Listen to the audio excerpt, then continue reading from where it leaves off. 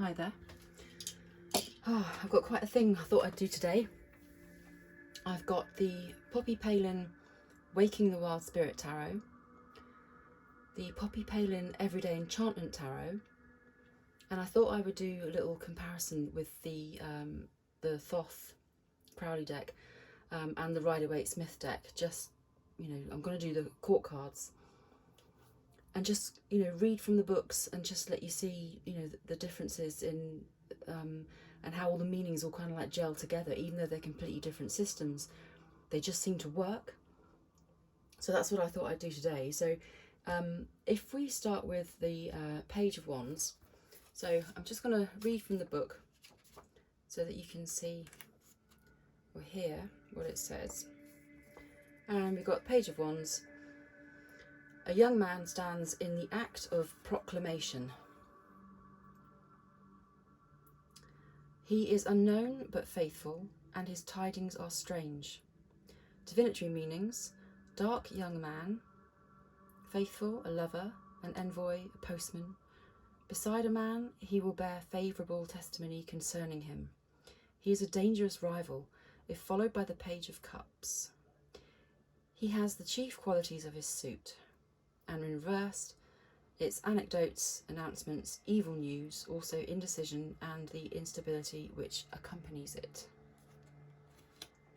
Okay, so that's quite interesting there. So let's go straight on to the Everyday Enchantment, and we'll get the Page of Wands from there. Bear with me a second while I just get to the right page. Okay, so here we have the Page of Wands from the Everyday Enchantment by Poppy Palin. I'm trying to hold that so that you can see it. It says the Rider-Waite card depicts a jaunty youth confidently holding a staff and about to move forward. Here a boy leaps across a stream in a dusky wood. He has one arm raised, which you can see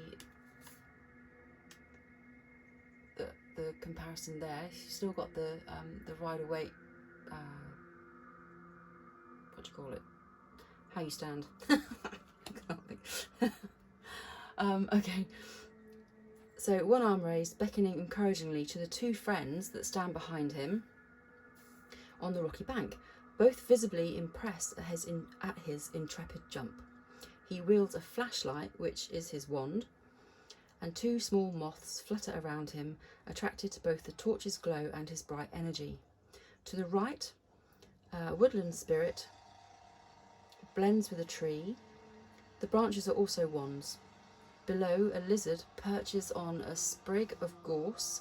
Both this salamander-like creature and the yellow plant are symbolic of fiery, transformative energy. So you can see, if we put the two cards together, you can see the one arm is raised of the boy in the Page of Wands cards. And they're both leaning forwards. They're both doing something. They're about to do something that's very brave, and I just think the way everything's picked up on, the way Poppy has actually, retained everything, that's in the card. So you've still got the salamander or the gecko, and you've got the flashlight there, which is obviously the symbol of the card, and you've got the little sprite there. So in Poppy's cards, there's always an unseen companion. There's always something like that going on in her cards. So I think the way she's managed to keep everything from the Rider-Waite, she's managed to keep the symbology in there, but also just bring it into the 21st century. And then of course with the Thoth card, let me just get I've got the Long Milo Duquette book here, which is I think the only one that I've actually ever managed to understand. So of course in the Thoth deck, the page is the princess, and let me just find.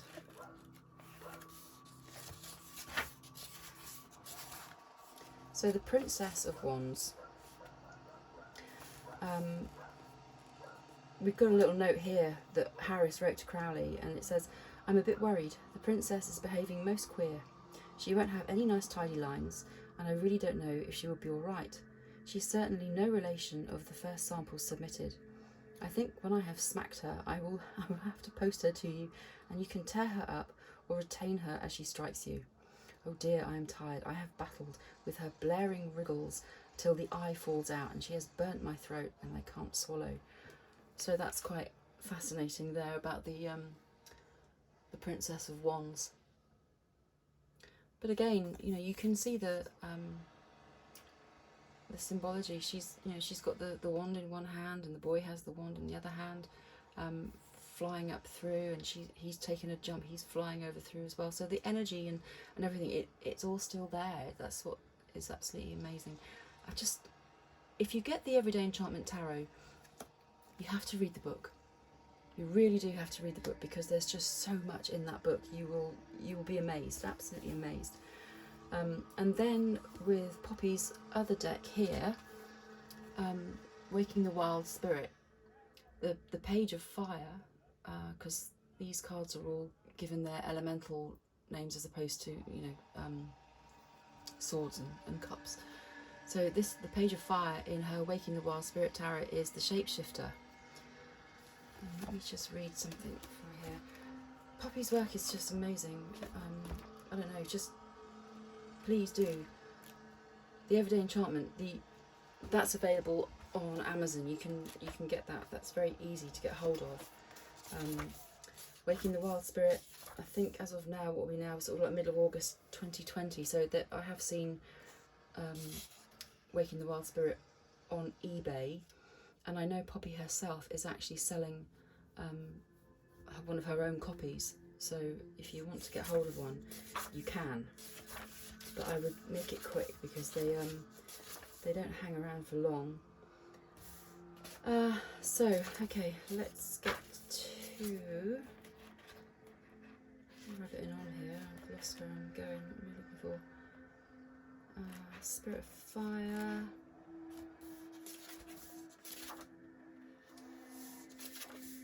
Okay, Spirit of Fire, the Shapeshifter. So that is the page.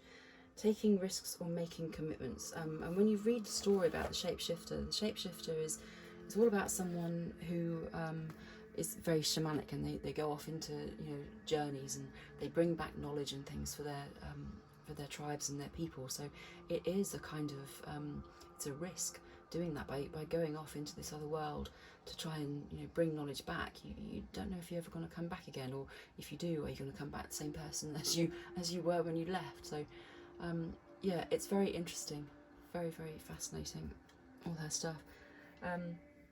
Okay, so let's go from, I thought I'd just do the court cards and just, you know, give you an idea. So that was the Page of Wands.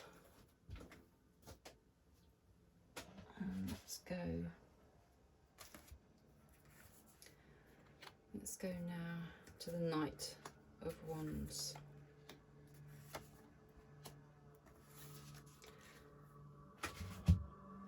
And of course you'll see that Crowley's deck is the Prince. He's wiggled it around slightly.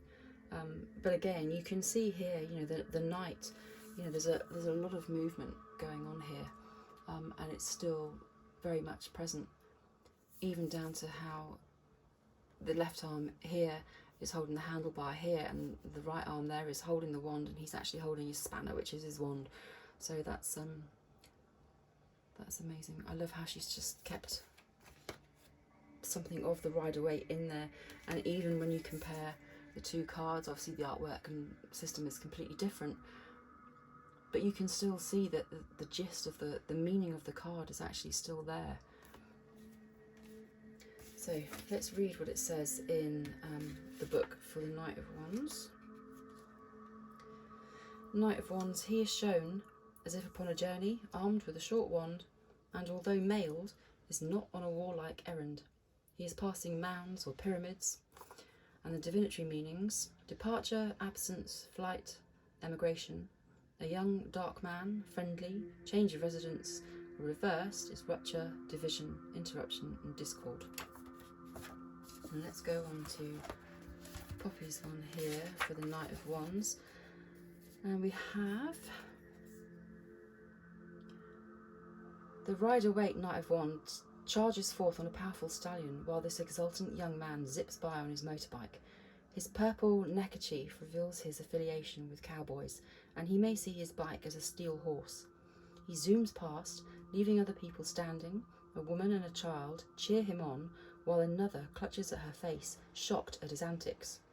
The bystanders appear muted compared to his bold tones, showing that he's larger than life and unafraid to show his true vibrant colours.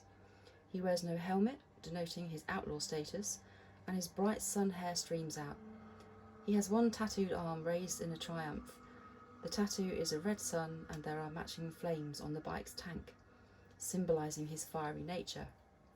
In the raised hand, he incautiously wields a spanner, his wand, when he should be holding the handlebars. He wears red, displaying passion and confidence, and his jeans are ripped to show he's a tearaway. Two wild-spirited companions enjoy the ride with him, while a vixen keeps pace and a flying bird and insect express rapid movement. Now, when you read the book, you get a lot more. So what I've just read to you there is just describing the image.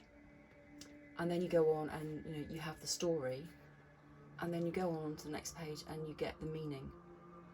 So there's a lot of work gone into this. It's not just something that's been knocked up quickly and not had any thought going into it. It's absolutely incredible. And again, as I say, you can see there is some kind of similarity in the energy of the card with the movement, the coming forward, the daring, the passionate, don't care, gonna get there. anyway it takes, anyway you can.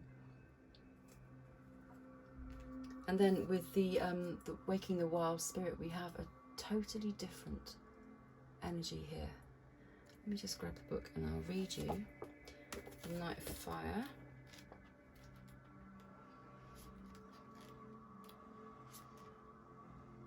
So we've got the Gypsy. Focus and concentration, fixation on an issue. So you can see quite clearly there. There's a lot of focus and concentration going on there. A lot of deep thought. You've got the acorns, the oak leaves, various other leaves going on. Amazing artwork. Just absolutely amazing. Okay, so that was the Knight of Wands. I don't know how long this is going to take. I probably won't do all the court cards. So we've got the Queen of Fire from Waking the Wild Spirit, Queen of Wands, Everyday Enchantment, Queen of Wands from the Thoth, and Queen of Wands from the Waite. Let's read you out what it says from the Queen of Wands. Okay, hold that up for you. So the Queen of Wands. Throughout this suit, the wands are always in leaf, as it is a suit of life and animation. Emotionally and otherwise, the Queen's personality corresponds to that of the King, but is more magnetic. So the divinatory meanings: a dark woman or a country woman, friendly, chaste, loving, honourable.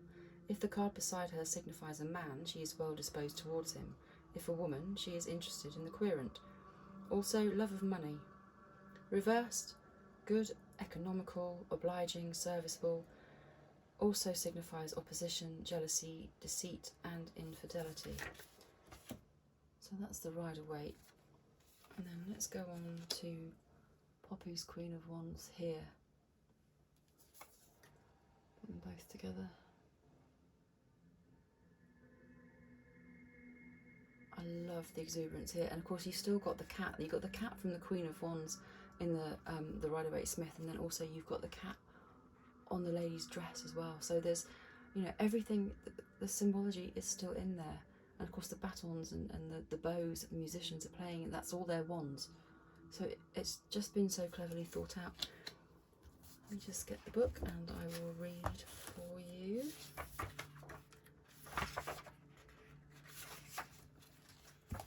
Okay, Queen of Wands. I'll hold that so that you can see. The Rider-Waite card shows a sedate monarch, while this queen vigorously directs her orchestra at an outdoor concert. One hand is raised in a flourish as the other waves her baton, a magic wand used to conduct energy, as well as her musicians, whose bows are also wands. She wears vivid scarlet, echoing the traditional queen and her passionate nature, while the black cat pattern on her skirt symbolises her charm and independence. A cat also appears in the classic image of this one here. The sunflower in her orange hair represents vibrant life. She's no shrinking violet, and she smiles ecstatically, enjoying the attention of the rapt audience and photographers. The fireworks express her fizz and intensity. She's a powerful, potentially explosive personality that makes sparks fly. 2 moths flit around, drawn to her light, and a fire elemental adds zip and zing. Amazing. Absolutely amazing. Just love her art. And then the Queen of Wands in... Right. I think that's probably one of my favourite Queen of Wands cards ever. I just absolutely adore that. I like the perspective, you know, I just love that zooming in and up. It's amazing. Right, so let's go to Don Milo Lequette's book again and find the Queen of Wands. Okay, so Queen of Wands,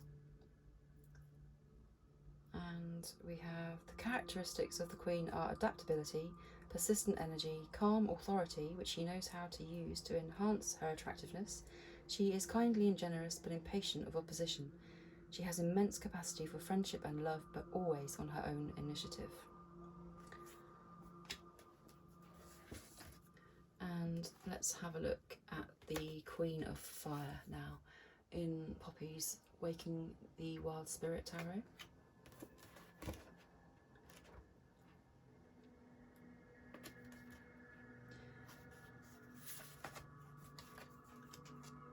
So here we've got the Queen, the Wild Witch, mature fulfillment, ripening and competence. So the themes obviously, you know, all carry through. They're all pretty much the same. You can't deviate too much from the meanings of the court cards and everything. But obviously the artwork is just so varied across the board, and of course now we've just got so many new tarot decks on the market, and just compared to what they used to be, I think when I first started, you know, there was a handful, you know, of different decks, but now there's just hundreds of thousands, and then of course you've got Kickstarter and GoFundMe and things like that, you know, so people can get their art out there, which is absolutely amazing. Yeah, so, but I just really wanted to sort of focus on Poppy's Everyday Enchantment Tarot, because I just think it's so worth getting. And the book, like I say, you know, if you get the deck, you sit down and read the book, and once you read that book, you know, you'll just be amazed at how you start seeing the cards in a different way.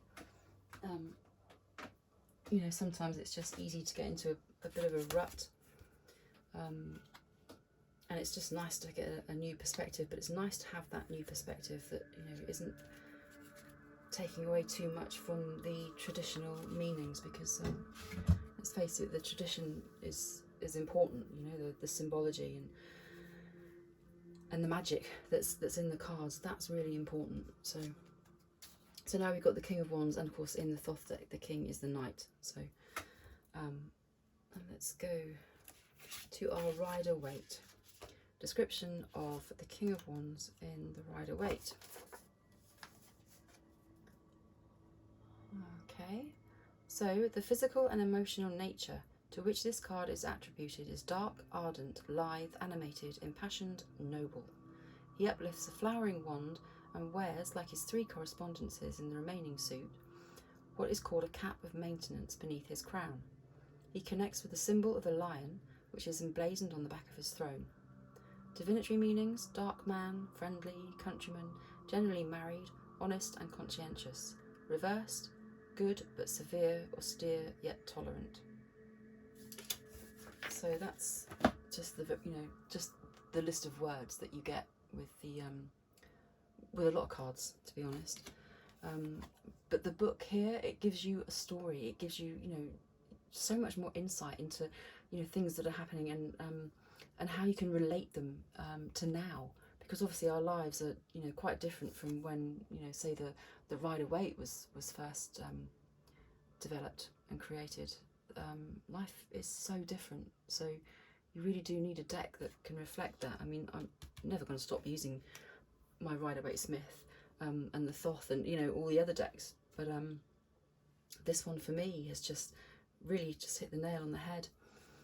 Let me read to you what Poppy says in her book about the King of Wands. The Rider-Waite monarch is sedentary, whereas this fired-up king leads a running group. His red hair blows as he jogs along, a picture of robust health.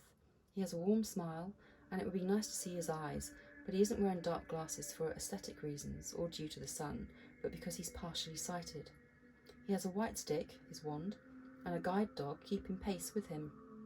Despite being visually impaired, he confidently forges ahead and is so magnetic he effortlessly brings people along too, his exuberance creating a carnival atmosphere. His clothes are flame-hued, echoing the classic colours, and under his high-visibility waistcoat, his t-shirt depicts a lion, which again, you have the lion on the throne of the Rider-Waite, as well as the little lizard there as well. A robin redbreast flies, while a ginger cat sits at the curb and a firebug perches on a branch. All three creatures displaying fiery tones. A lizard, referencing the traditional card, and an elemental being both dance on the road before the runner's feet, offering their bright energy. So, yeah, you can see the energy, the position, the stance, everything. You've got all the relevant symbols. So you've got the lion, which is on this t-shirt, which you can't really see, but you've got the lion there, and you've got the fire lizard there, and you've also got the salamander right there, and you've got the little unseen companion, the little sprite, which Poppy always likes to put into her work, just to remind us all that we're all part of something. It's not just us here on this planet. There's a lot more that goes on that's unseen. So let's find the Don Milo Cat, if I can. I did have a bookmark in here, but I took it out, and now I can't find it. Okay, so sorry about this. I did have this all planned. Obviously not that well. Okay, so the Knight of Wands, and we've got here the Knight of Wands. The moral qualities appropriate to this figure are activity, generosity, fierceness, impetuosity, pride, impulsiveness, swiftness in unpredictable actions. If wrongly energized, he is evil-minded, cruel, bigoted, and brutal. He is in either case ill-fitted to carry on his action. He has no means of modifying it according to circumstances. If he fails in his first effort, he has no resource. So he's kind of, in this card, he's kind of like putting everything into what he's about to do, and if it goes wrong, he hasn't got a plan B. So you've got slight differences in the meanings, slight differences, but generally amazing. Just absolutely love it. And then the Waking the Wild Spirit, the King of Fire, as it's called here. Let's see if I can. Oh, I don't know where my camera is. There we are. The Chieftain. So let me get the book and I'll read a bit out to you for the King of Fire.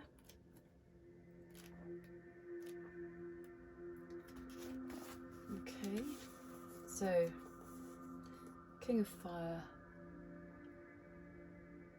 Try not to get that light bouncing off it. The Chieftain, completion and release and sharing. So much more I don't want to bore you by just reading everything out of the book, because I think, you know, that would just be maybe a bit boring for you. So, chieftain, okay.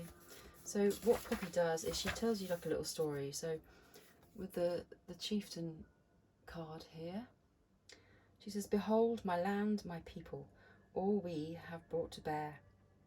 I have seen this settlement go from bare sticks and stones to a fully functioning network, a thriving community based on trust.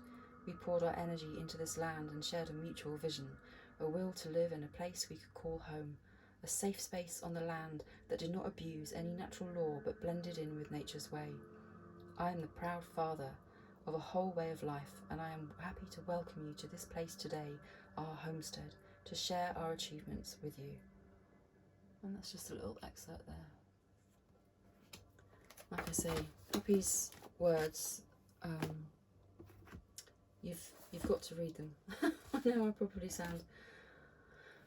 I am a fan of hers, because I just think her artwork tells such a story. Well, she's a visual storyteller, and you know, she knows what she's doing. She knows how to portray things. She knows how to get things across, so that instead of just having, you know, a bunch of keywords, as she says in her books, some people can learn that way, some people can't. And I think, you know, to start with, it was how we all learned, wasn't it? You know, it's just a load of keywords, and you just had to kind of memorize them, and you know, try and find some way of remembering every single word that fitted with that, you know, single picture, which, you know, in this here, it didn't really sort of give you an awful lot, so it's quite hard, you know, to learn, I remember. And the court cards, of course, they were always quite hard. But with this, what she's done is she's just kind of like, she's telling you a story, so she's actually giving you an inside, you know, sort of view of what each person of the courts is like, and their element and everything. So yeah, definitely the Everyday Enchantment, absolutely stunning deck. And it comes, opens out that way, so you get a beautiful box. The cards are split, you know, in half, and then you get the book on top. But it's a lovely, lovely box. So anyway, so that's the wands. That's the suit of wands, the court cards. And so I was planning on doing, you know, the court cards for the other elements as well. Just because I want to try and promote Poppy's work, because I just think it's so deserving of more recognition. And I hope you like this video. I hope you found something interesting in it, and you know, please do comment below and let me know if there's anything that you found interesting, or anything else you'd like to see, comparison with, you know, different decks. But yeah, I will do the another court set in my next video. So thanks very much for watching.